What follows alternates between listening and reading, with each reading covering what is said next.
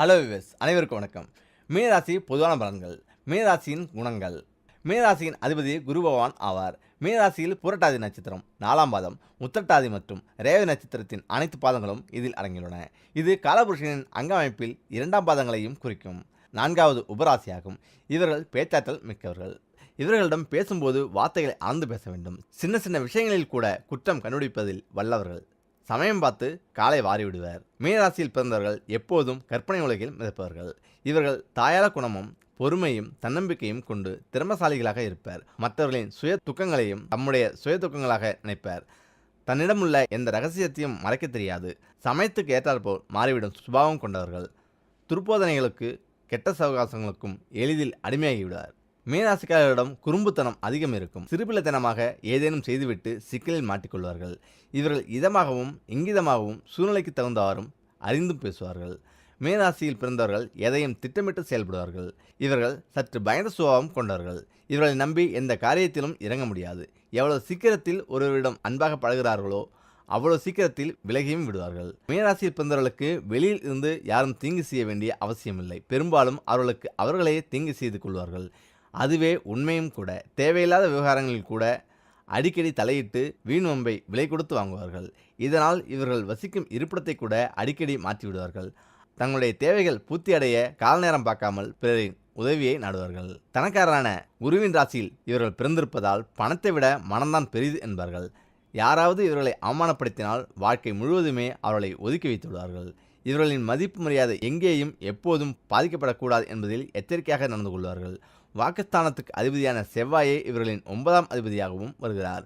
9ஆம் இடத்தை பாகிஸ்தானம் என்பார்கள். எனவே வாக்கினால், அதாவது பேசி பேசியே நிறைய பணம் சம்பாதிப்பார்கள். மன வாழ்க்கையை பொறுத்தவரை மீனராசியில் பிறந்தவர்கள் சுகபோகமான வாழ்க்கையே விரும்புவார்கள். இவர்களின் விருப்பத்துக்கு ஏற்றாற்போல் மன வாழ்க்கையும் அமையும். இவர்களுக்கு திருமணம் நடைபெறுவதில் சற்று தாமதம் ஏற்படும். ஒரு சிலருக்கு 2வது திருமணமும் நடைபெறக்கூடிய வாய்ப்புகள் உண்டு. வாழ்க்கை துணையின் உற்றார் உறவினர்களால் தேவையற்ற மனசஞ்சலம் ஏற்பட்டாலும் சொத்துகள் வந்து சேரும். இவர்களின் பூர்வ புண்ணியஸ்தானம் எனப்படும் 5ஆம் இடத்துக்கு அதிபதியாக சந்திரன் வருகிறார். இவர்களுக்கு குழந்தை பிறந்தவுடனேயே சற்றென்று வாழ்க்கை தரம் முன்னேற்றமடையும். இவர்களில் பலர் நீண்ட தூரம் பயணம் செய்து வேலைக்கு செல்வார்கள். 8க்குரியவன் சுக்கிரன் என்பதால் திடீர் பயணங்கள் மேற்கொள்வதில் இவர்களுக்கு ஆர்வம் அதிகமாக இருக்கும். ஆயுள்காரனாகிய சனி துலாம் ராசியில் உச்சமடைந்திருந்தால் நீண்ட ஆயுள் உண்டு.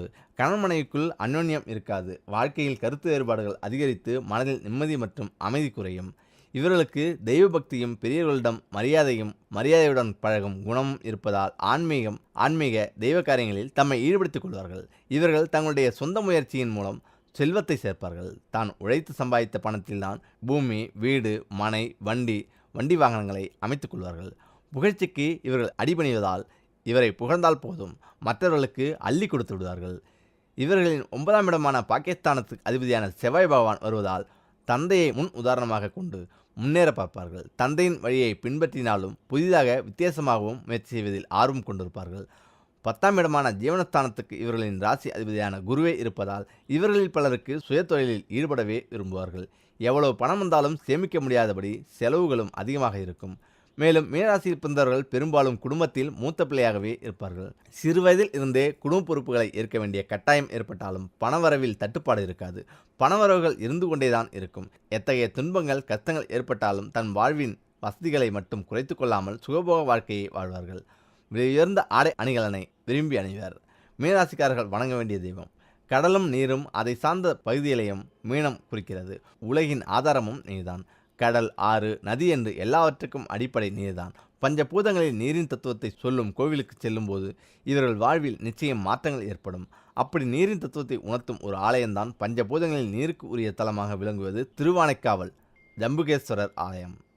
இந்த ஆலயத்தின் கருவறையிலேயே நீர் ஏறும் மற்றும் இறங்கும். இந்த தல அம்பாள் சகல உலகையும் ஆள்வதால் அகிலேண்டீஸ்வரி என்னும் திருப்பெயரோடு அருள்பாலிக்கிறார். மீனராசியில் பிறந்தவர்கள் திருச்சிக்கு அருகிலுள்ள திருவானைக்காவல் ஜம்புகேஸ்வரரை வணங்கி வாருங்கள். கடலளவு அருளை பெற்றுங்கள். இந்த பொருட்கள் எல்லாம் உங்கள் வீட்டு பீரோவில் இருந்தால் உடனடியாக அதை முதலில் தூக்கி வெளியே போடுங்கள். இவை அனைத்தும் வறுமை தரித்திரத்தை கொடுக்கக்கூடிய பொருட்கள் தான். நிறைய பேர் வீடுகளின் வறுமை, கஷ்டம், தரித்திரம், பணம் காசு கையில் இல்லை, கடன் தொல்லை, இந்த பிரச்சனைகள் வருவதற்கு எத்தனையோ காரணங்கள் நமக்கு சொல்லப்பட்டுள்ளது. அந்த வரிசையில் பீரோவில் நாம் வைக்கக்கூடிய இந்த பொருட்கள் கூட நமக்கு கஷ்டத்தை கொடுக்கும் என்று சொல்லப்பட்டுள்ளது. அந்த பொருட்கள் எல்லாம் என்னென்ன என்று தெரிந்து கொள்ளுங்கள். இந்த மாதிரி பொருட்கள் உங்கள் வீட்டு பீரோவில் இருந்தாலும் சரி, உங்கள் வீட்டில் மற்ற இடங்களில் இருந்தாலும் சரி, முதலில் அதை அப்புறப்படுத்தும் வேலையை பாருங்கள். சில பேர் கிழிந்த துணியை பத்திரமாக பீரோவில் வைத்திருப்பார்கள். வாங்கிய புது புடவை, புது சட்டை, புது சுடிதார் என்று ஓரிரு முறைதான் பயன்படுத்தியிருப்போம்.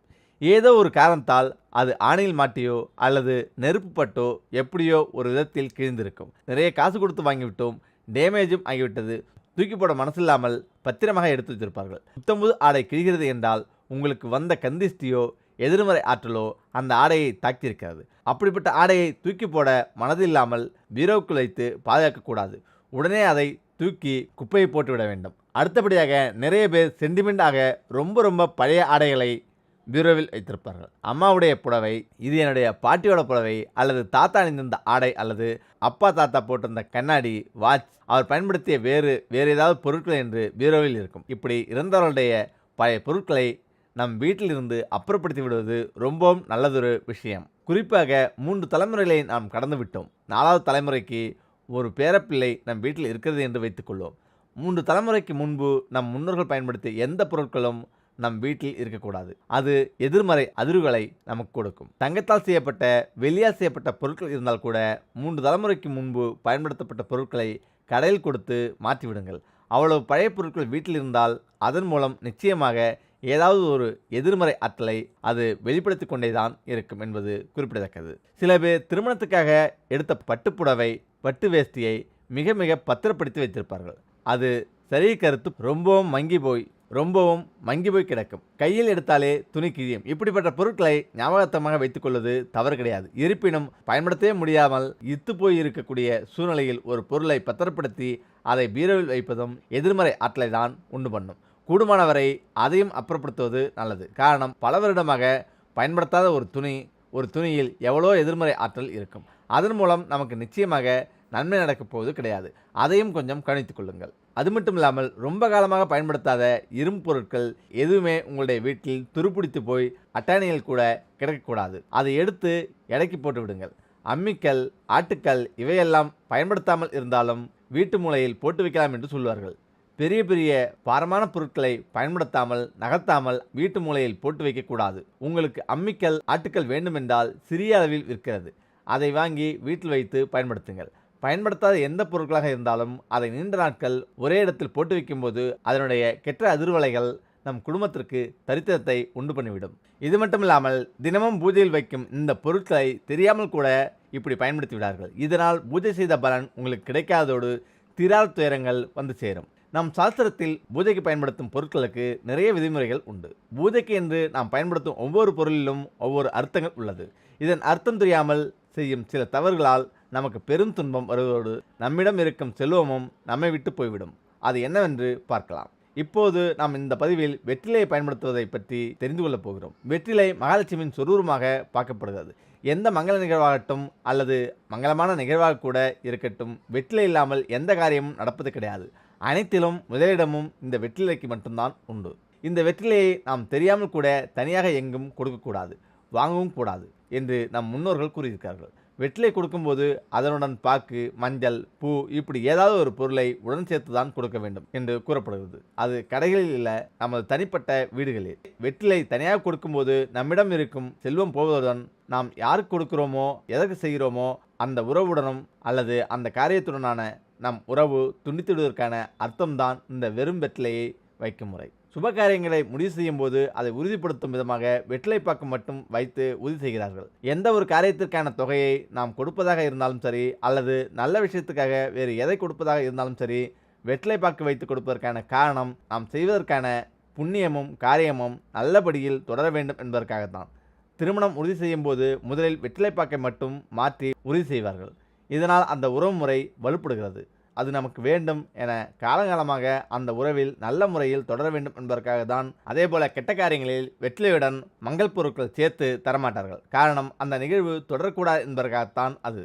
இதைதான் தெய்வத்திற்கு படைக்கும்போது வெறும் வெற்றிலை தனியாக வைக்கக்கூடாது. அப்படி வைத்தால் வணங்குவதற்கான பலன் இல்லாமல் போவதுடன் தெய்வத்துடன் தொடர்பு இல்லை என்று ஆகிவிடும். வெற்றிலை வைக்கும்போது அதன் மீது கொஞ்சம் வெல்லம், நாட்டு சர்க்கரை, கல்கண்டு இப்படி ஏதாவது ஒன்றை கட்டாயமாக வைத்துதான் வணங்க வேண்டும். எதுவும் இல்லாமல் வெறும் வெற்றிலையை மட்டும் வைத்து வணங்கவே கூடாது. வணங்குவதற்கான பலன் கிடைக்கவே செய்யாது. அதனால்தான் விவரம் தெரிந்தவர்கள் வீட்டில் வளர்க்கும் வெற்றிலை கொடியை கூட தனியாக வளர்க்க மாட்டார்கள். அதனுடன் வேறு கொடியை சேர்த்துதான் வளர்ப்பார்கள். இதேபோல் வீட்டில் பூஜைக்கென்று வைக்கும் வெற்றிலையை பூஜை முடிந்தவுடன் வாடவிடக்கூடாது. வெற்றிலை போடும் பழக்கம் இருப்பவர்கள் யாரிடமாவது கொடுத்துவிட வேண்டும். அப்படி கொடுக்கும்போது கூட இந்த வெற்றிலையை தனியாக கொடுக்கக்கூடாது. இத்துடன் ஒரு பாக்கெட் சேர்த்து தான் கொடுக்க வேண்டும். நாம் தினம் எழுந்தது முதல் இரவு படுக்கும் வரை செய்யும் ஒவ்வொரு காரியமும் நாம் நல்ல முறையில் வாழவும் நம் சந்ததியினர் நல்ல ஒரு வாழ்க்கையை வாழவும் தான் செய்கிறோம்.